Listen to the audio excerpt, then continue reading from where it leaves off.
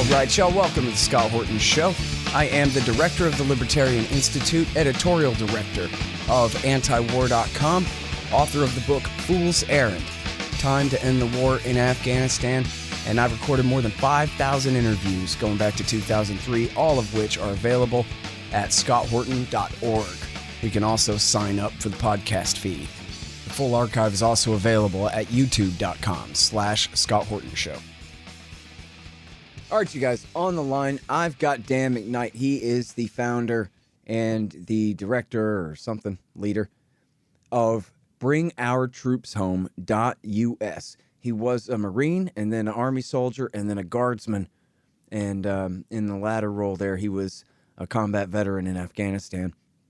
And now he's working very hard in conjunction with some other groups, too, to push the Defend the Guard legislation through the state legislatures this legislative season, as they call it here in Texas anyway. Welcome back to the show. How you doing, Dan? Good, Scott. How are you? No, I'm doing real good. Good to talk to you again. You as well. So, yeah, man, just tell them real quick, give them a background. What is Defend the Guard legislation, and what are you doing about it? You bet. Defend the Guard it's a piece of legislation at the state level. It's a one-page bill. It's very clean. It's constitutionally supported, and basically what it says is that the National Guard of the states cannot be released into federal active duty combat service overseas unless Congress has first done their job and declared war as required by the Constitution. Pretty simple. Clean bill. Should be zero argument from anybody in the world, but running into all kinds of resistance from the military-industrial complex and the war hawks and the neocons. But we've got it introduced or in some form of introduction in 31 states this year.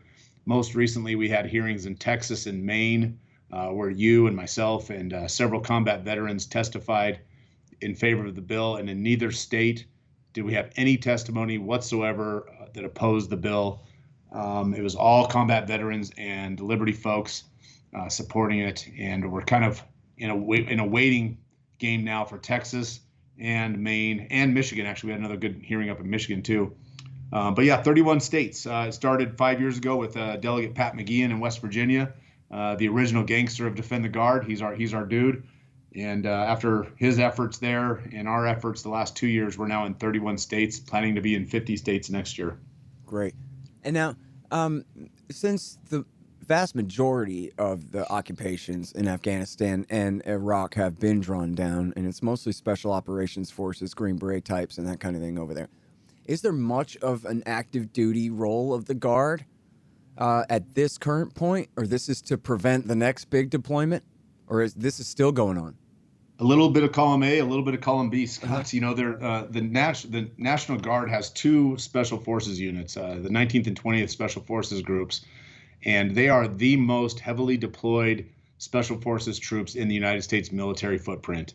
20th group consists of, I believe it's 20th group, is Montana, Idaho, Wyoming, and Utah. And that Green Beret unit has deployed, I want to say 16 or 17 times in the global war on terror, all across the Horn of Africa, Iraq, Afghanistan, Yemen, and most recently an attachment that went with the Green Berets that are currently serving in Mozambique, of all places. And so, yeah, it is a current situation, even with the drawdown in troops in both Iraq and the announced withdrawal from Afghanistan. This is still a current issue. But more importantly, it brings the enumerated powers of Congress back into the forefront of foreign policy. And before we ever go into a new war, and let's be honest, Scott, you know this, we're going to be in war probably in Niger or Ethiopia, somewhere in Africa, probably in the next year or two, because of just the things that the crazy Biden administration are doing right now. But before they could ever take National Guard into combat again, there must be a declaration of war. And so this is just hitting the reset button on what the founding fathers intended initially. Yeah. Well, that's a real good point. But on the previous point there about the Green Berets, I presume it's got to be a massive misconception that the Special Operations Forces all come from just the active duty military. And the National Guard are the guys that stack sandbags to protect us from flooding and, help the firefighters put out forest fires and stuff like this. And now these are the Special Operations Forces, our guardsmen, and have been as you say, involved in the terror war this entire time, 2001 on. No, you're right, Scott. The National Guard actually has been involved in the global war on terror since the beginning. A lot of the drones that are flying around the sky and the reconnaissance aircraft that stay in the air for 22 or 24 hours at a time, they're refueled by air guardsmen flying the KC-130 aircrafts. A lot of them are from Minnesota or Michigan, and so the National Guard's been involved in the global war on terror since the beginning. But prior to the global war on terror, the National Guard wasn't really used as an offensive weapon in America's wars overseas. And so this is kind of a way to bring that back into alignment. The National Guard can be and should be an auxiliary force for the United States military, but they should only go and fight overseas when it meets one of the criteria for the National Guard's existence, which is to either repel an invasion, put down an insurrection, or enforce the laws of the Union. And a declaration of war by Congress would become the law of the Union, which would be the legal justification for the National Guard to actually go overseas and fight the nation's wars. Yeah. It's so important that I wish I had said this. It was on my list of things to say to the Maine legislature there that I didn't get to. But that is that, at least in my experience, that you veterans are the ones who take your oath to the Constitution more seriously than anybody else, because you're putting your life on the line for the thing you believe at the time. Whereas the average federal bureaucrat is just checking a box. Yeah, I hereby take my oath to get this job, kind of a thing, and don't care nearly as much. So then it seems like on matters of war and peace and on matters of deploying soldiers into harm's way, that being a stickler for the law in the Constitution and the delegated responsibility to the legislature to decide these matters would be then of the highest importance. Absolutely. I took the oath 6 times between my initial enlistment and all the different times I re-enlisted or changed services. And it says this. It says, I, Dan McKnight, do solemnly swear that I will support and defend the Constitution of the United States against all enemies, foreign and domestic, and that I will bear true faith and allegiance to the same, and that I will obey the orders of the President of the United States and the orders of the officers appointed over me, according to regulations and the Uniform Code of Military Justice, so help me God. And there's an order to that. The first order is that I will defend the Constitution of the United States, and then I will follow the orders of the President, and then the officers that are appointed over me. And it's in that order. There's a reason the oath is in that order. And when we take the oath, we take it very seriously. We take it to heart, even though we know at some point the politicians and the generals and the higher brass are going to pull the wool over our eyes and have us do things that aren't in accordance with that oath. And if everyone that takes that oath took it as seriously as those that wear the uniform do, we would never find ourselves in an undeclared, unconstitutional war. There would be no War Powers Act from 1973 to give the president the sort of ability to wage war. There would never be an authorization of use of military force. Congress doesn't give two craps about the oath of enlistment. But those that put the uniform on, we take it to heart, and it means something to us. And we believe in defending the entire Constitution in its amended form. Okay, you guys, check it out. The new book is finally done. Enough already. Time to end the war on terrorism. It's available in paperback and Kindle. Also, the audiobook is coming, although that might take a little while. For all those who participated in the big fundraiser of 2019, I have the list, and you will be getting all your stuff as soon as my boxes of wholesale copies arrive. Thank you so much to everybody for your support of the show and of the Libertarian Institute, and I hope you like the book. Hey guys, Scott Horton here for ExpandDesigns.com. Harley Abbott and his crew do an outstanding job designing, building, and maintaining my sites, and they'll do great work for you. You need a new website? Go to ExpandDesigns.com/Scott and save $500. Hey guys, check out Listen and Think audiobooks. They're at listenandthink.com. And, of course, on audible.com. And they feature my book, Fool's Errand, Time to End the War in Afghanistan, as well as brand new out Inside Syria by our friend Reese Ehrlich, and a lot of other great books, mostly by libertarians there. Reese might be one exception, but essentially they're all libertarian audiobooks. And here's how you can get a lifetime subscription to Listen and Think audiobooks. Just donate $100 to The Scott Horton Show at scotthorton.org/donate. One thing that came up in the Texas legislature was, yeah, but come on, what if push came to shove and the President of the United States declared out loud, I hereby nationalize your force? What do you think would happen then? And I believe that question was directed to you. What is your answer to that?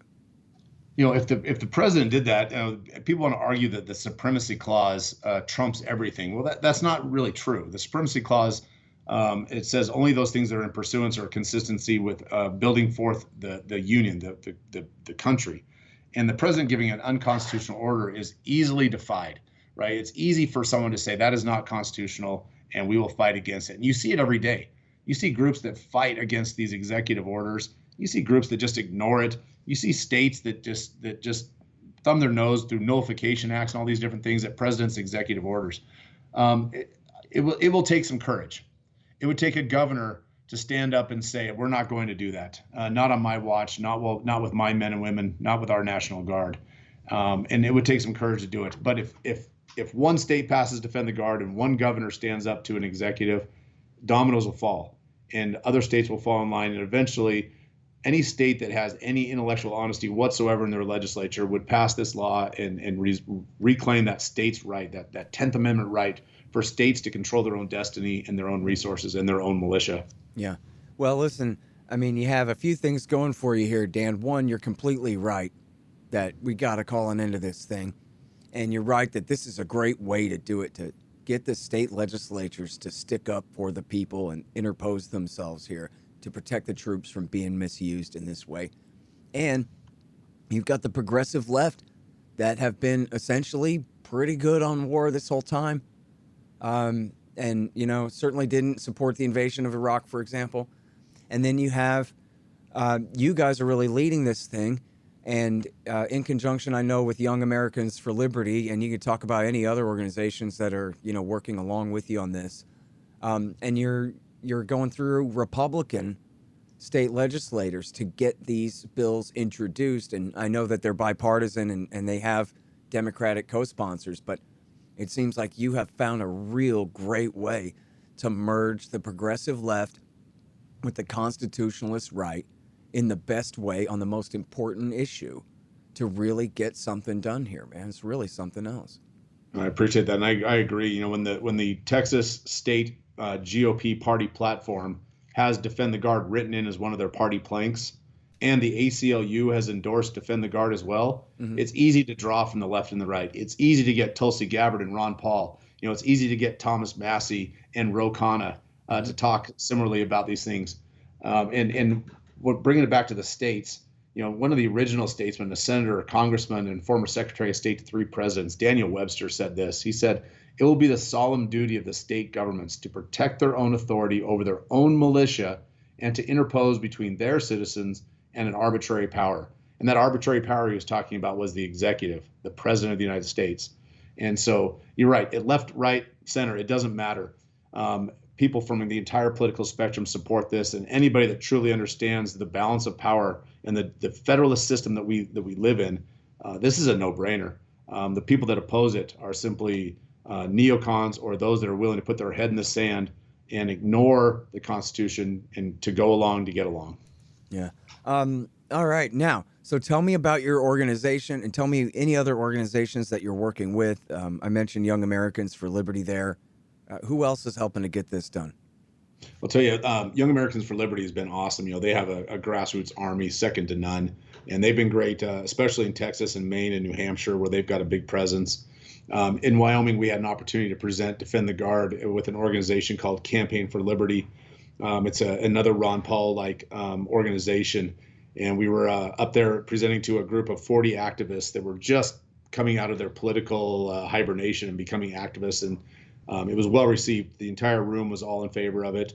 And in Wyoming, we had 21 co-sponsors on our bill, and the Speaker of the House still killed the bill.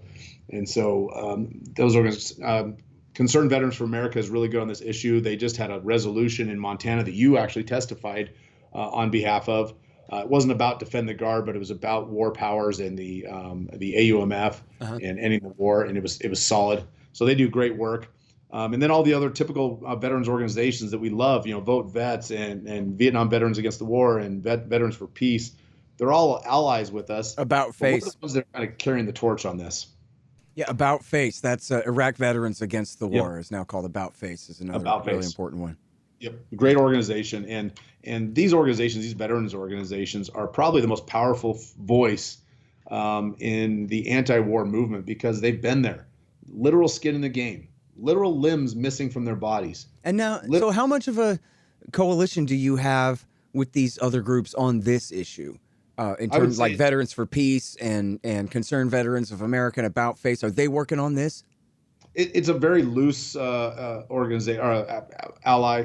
What we have is whenever we have a testimony in a state, we'll reach out to these organizations, or a hearing in another state. We'll reach out and see if they have members that want to testify on behalf of the bill. And they usually send one or two participants to go testify. Perfect. Yeah. Then you got one or two guys from each group. That looks great. Yep. Yeah. It looks fantastic, and you get such a different point of view.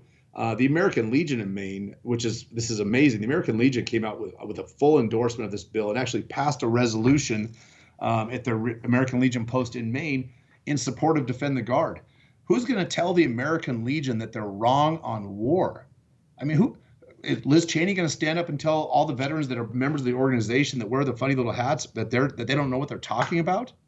I mean, who's going to tell American Legion, Concerned Veterans, About Face, all of us that have been there, that have lost friends, that are Gold Star wives and mothers that join our organization? Who's going to tell us that we're wrong?